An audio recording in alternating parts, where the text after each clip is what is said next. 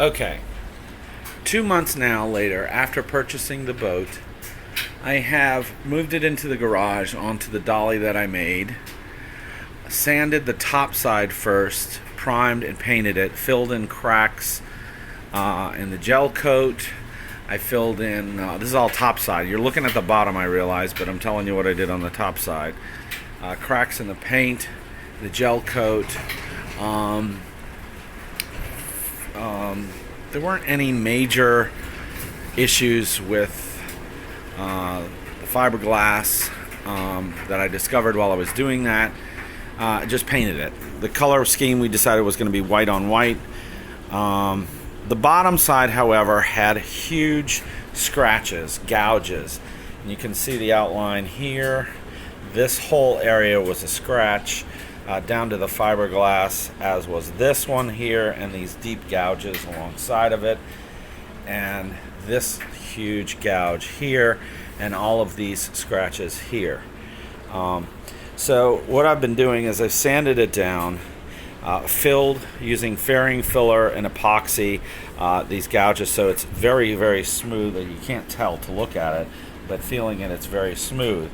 And then it's just been a process of finding more little gouges like here that I missed, or that were just small, like this one here, filling those in and sanding them. And I'm on the 4th or 5th round of that right now, and I just found last night this little piece right here, which I'm going to fill in today. This should be the last round of filling in little pock marks and stuff.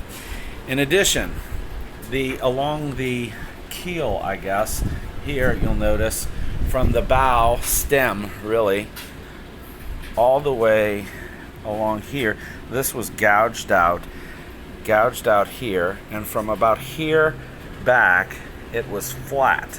That is, from here, this was the bottom of the keel, so it had been worn down, scratched down all the way down to the fiberglass. So this took several layers of building and rebuilding using a base of fiberglass. Actually, a couple of layers of fiberglass, especially in here. This is where it was really worn down, just totally flat. And here's where the bottom was, here where this kind of bluish line is. That's my marker. And so I put layers of fiberglass there, layer of fiberglass, and then to round it out, I sanded it and then used fairing compound with epoxy to fair it out to make the keel kind of whole again, moving this. And then always back to the center board there. And it doesn't look half bad. I'm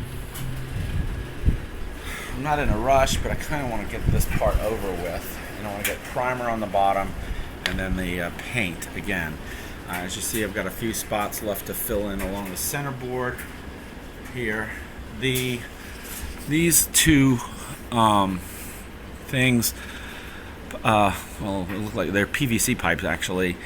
These were the auto bailers, and I just took out the old auto bailers, which were ruined, bent, horrible, and I was left with these holes along with the corresponding screw holes here and here and here and all around. So I just filled them with epoxy, filled the holes with epoxy, and then where the bailers were, I put in, I think it's 1.25 inch PVC pipe with a screw on the bottom side. You'll see that when I flip the boat back over later on. So I basically can unscrew it to let water out, and then screw the top back on to seal it while I'm going. I'm debating whether I want to make this flush, seal these flush, or leave them sticking up like this. I think I'm going to make them flush. That's basically it. That's where we stand right now. So, we've also named the boat too. So here, and I've got to figure out, this is what the boat basically will look like on the back.